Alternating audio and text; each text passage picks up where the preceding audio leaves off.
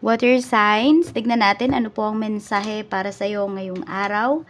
Keep in mind po na ito ay general reading lamang, so hindi po lahat ay makaka-relate. So be open-minded. Sa mga hindi pa po nakasubscribe dito sa ating channel, please subscribe na po kayo. And palike na din po ng ating video, at sa mga nais pong mag-avail ng ating private readings, ng ating Evil Eye Amulet, ng ating Tears Bracelet, makikita nyo po yung link sa description box. Tarot Intentions by Aliana Reyes. Ayan, so dahil ano na, Vermonths na, 'di ba? First day ng Vermonth, September 1 na. So cleanse muna natin yung ating space. Okay, yung energy. At release mo na yung mga naramdaman mo na negativities nung nakaraang buwan. Water signs, ayan. So still ghost month pa rin.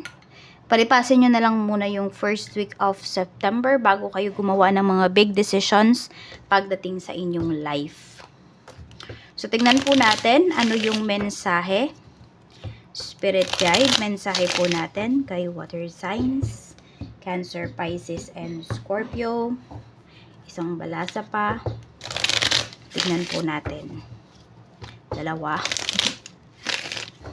Yan.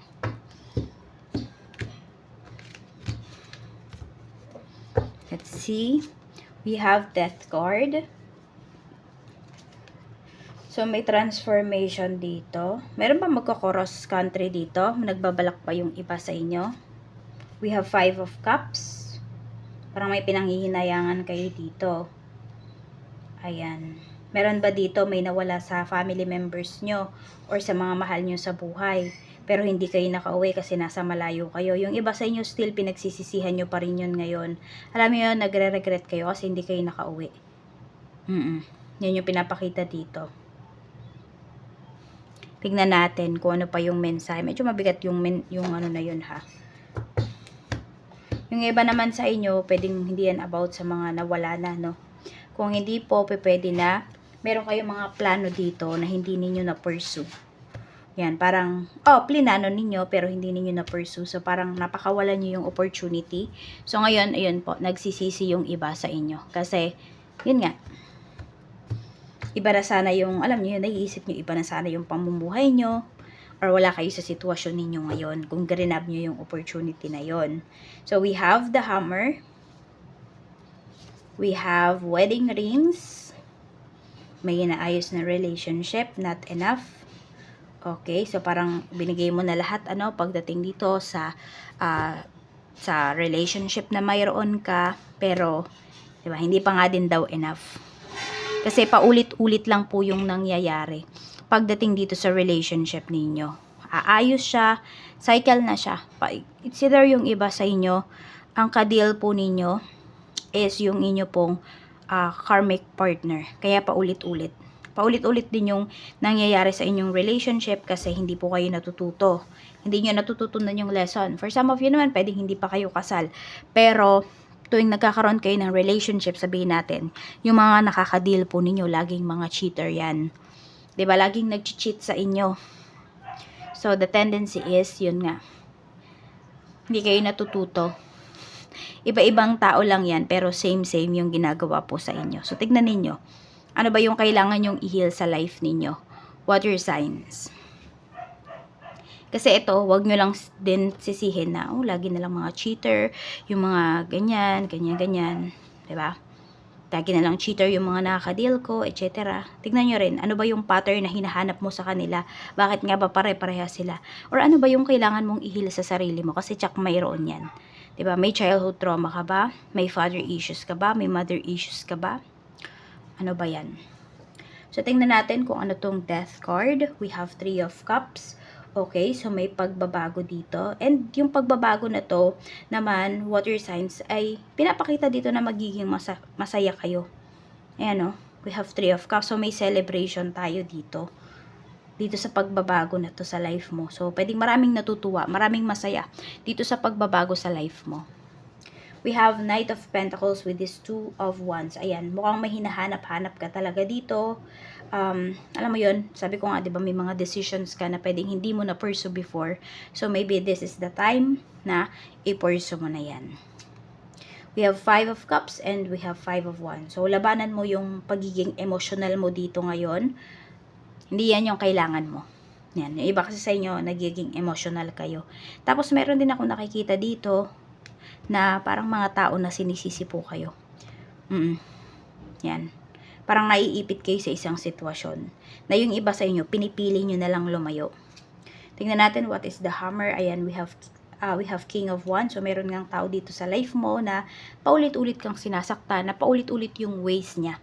Sabihin natin, merong tao dito na akala mo magbabago pa, na magiging matino pa, na magiging loyal pa, pero hindi. Paulit-ulit lang yung ginagawa niya. Puro pangako lang yung taong to. We have wedding rings, we have Ace of Swords. So, ayan po, pwedeng meron naman dito ay mag-a-ask na sa'yo or magpa-propose na sa'yo. Ayan po. We have the Lovers. Okay. So, yung iba sa inyo, yung ka-deal nyo talaga is your karmic partner. Some of you naman po is soulmate ninyo. Yan. Meron naman dito ha, maganda rin naman yung pinapakitang energy. So, meron naman dito ay honest naman po kayo sa nararamdaman ninyo sa isa't isa. So, tingnan pa po natin ano pa yung mensahe with this 3 of Cups. We have Queen of Cups. Ayan. So, meron dito is sobrang happy talaga, no? Sa mga pagbabago. This could be you. This could be your energy. Ayan, masaya ka sa mga pagbabago, sa buhay mo. Pwede nga yung iba sa inyo, isa-celebrate nyo pa talaga yan. Okay? So, pwedeng may mga in-invite ka pang mga friends, mga family. So, baka meron dito, despedida. Kasi, di ba, may nagpaplano ditong umalis. Mag-cross country. Yan. Ano to? Knight of Pentacles, we have Judgment. So, may pag-alis talagang pinapakita dito. Ayan, so we have the Judgment here. So, may pag-alis talaga. Ayan, no? Or pwedeng sabihin natin kung ano man tong decision ninyo sa buhay ngayon ay desidido na po talaga kayo. Wala nang atrasan, in short. We have Knight of Wands. Okay? So, dito, alam mo, sinasabi sa'yo, water signs, kailangan mong ipaglaban yung sarili mo. Okay? Ayan, o, lumaban ka. Alam mo kung ano yung tama. Alam mo na wala kang ginawang masama. So, magpatuloy ka lang dito. Tsaka yung iba nga sa inyo, oh, diba, sa halip na harapin nyo yung mga to, or sabihin natin, naharap mo na yung mga to, nakausap mo na, pero hindi pa rin nagbabago yung mindset nila, wala ka na magagawa dun. Kailangan mo nang umalis para sa sarili mo, para sa peace of mind mo. Diba? Para sa oras mo. Kasi pwedeng nasasayang lang dito sa mga taong ito. We cannot please everyone. We have 10 of Pentacles. Ayan po. Meron ba nagpapagawa ng bahay dito? Ayan.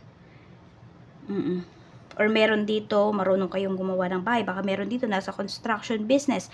Or pwede po na yan yung trabaho ninyo. Yan, nakikita yung iba sa inyo dito. Pero more on construction business yung nakikita ko dito. Or may carpentero dito. Or meron dito mahilig sa arts and crafts. So, pwede po na yan yung magpayaman sa inyo. Meron din ako nakikita dito, water signs, kung may boss po kayo, yung anak ng boss ninyo, basta kaidaran nyo lang din naman ganyan, or hindi nagkakalayo yung edad ninyo, pwedeng yun yung maging asawa mo. O yan yung nakikita ko dito. Tingnan natin, mukhang type ka nyan. Okay, tingnan natin, we have 3 of Swords. Okay, meron pala dito, mukhang makikipaghiwalay na. Ayan. Or tatry bang ayusin kung ano yung relationship, ano yung marriage. Parang itatry pa kasing ayusin with this card. Pero meron dito kasi makikipaghiwalay na. Yan o, kaya may transformation na tayo dito. Kaya may pagbabago. The Sun. Okay. Diba we have, ayan, not enough. So, ito, meron nga dito makikipaghiwalay na. Alam nyo na yung ano nyo, yung worth ninyo. Okay, so parang hindi nyo na ipipilit. Alam nyo na yung value ninyo. Alam nyo na yung worth ninyo. So, hindi nyo na ipipilit dito sa karelasyon ninyo. Hindi nyo na ipipilit sa isang tao na pahalagahan kayo. Kasi ayan, oh. Pwede ka naman palang maging masaya kahit wala kang karelasyon. So, pwedeng na-realize nyo po yun. Na hindi naman pala nagmamatter sa kanya yung pagiging masaya ko or yung happiness ko. Diba? Hindi pala dapat nakadepende yun sa kanya. Okay, so meron dito pwedeng papaalis. Ayan, supported ka naman ng family mo. Supported ka ng asawa mo. Yan po yung pinapakita. Okay, dito naman need mong maging competitive. Water signs, ayan, lalo na kung aalis ka, dapat marami kang baon na skills. Okay, so kung meron kayong mga trainings na kailangang attendan, mga forum, mga ganyan, basta kung saan kayo matututo, be it, 'di ba? Spend time with them. Spend time dun sa bagay na 'yon. Kasi matututo ka talaga. Okay, dito naman pwedeng may aamin ng feelings sa'yo. Ayan. And this one, this energy, kung kayo po ay may utang, ayan, or meron kayong problema sa pera, may recovery naman po na pinapakita sa inyo dito. So sabi dito, namnamin nyo na yung kahirapan na nararamdaman ninyo ngayon, water signs, kasi, okay, yung mga desires ninyo, makukuha nyo na yan. Divinely guided talaga. Okay, divine timing lang talaga ang kailangan ninyo. So, wag daw kayong magmadali. So, dito may i-announce. Hindi ko alam kung ano tong announcement na to, pero sobrang magiging masaya po kayo kasi pinaghirapan nyo yan. Pwedeng ma-approve yung project ninyo. Yan yung pinasa ninyong proposal. Pwedeng makaka-close deal yung iba sa inyo dito kung ano man yung property na binibenta ninyo or ano man tong mga dealings po ninyo ngayon. So, ayan lang po. Maraming salamat. Mag-iingat po kayo always and more blessings to come.